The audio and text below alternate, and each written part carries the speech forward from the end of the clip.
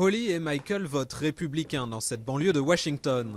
Leur bête noire est la réforme de la santé du président Barack Obama en 2010, à commencer par la mesure phare, l'obligation de souscrire une assurance maladie à partir de 2014, sous peine de pénalité fiscale. Si on commence à laisser l'État nous dire de faire ceci ou cela, d'acheter tel ou tel produit juste parce qu'il l'a décidé, qu'est-ce qu'ils vont encore nous obliger à acheter et qui irait contre mes valeurs ? Comme 40% des Américains et la quasi-totalité des républicains, Holly et Michael rejettent en bloc la réforme.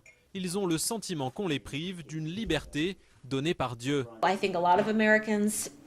Beaucoup d'Américains sont généreux, ils veulent bien aider, mais quand on commence à les obliger, ça nous pose problème.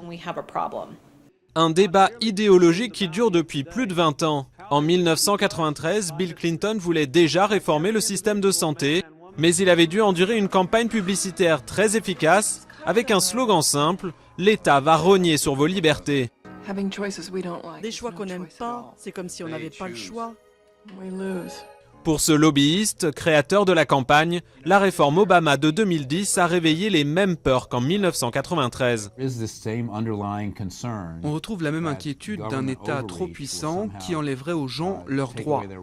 Impossible aujourd'hui de trouver un terrain d'entente entre les deux partis dès qu'on évoque les libertés individuelles. Les républicains y sont opposés, peu importe s'ils étaient pour ou contre l'une des mesures dans le passé, de toute façon ils sont contre aujourd'hui. Le plus gros de la réforme doit entrer en vigueur en 2014, à moins que la Cour suprême ne décide d'invalider toute la loi.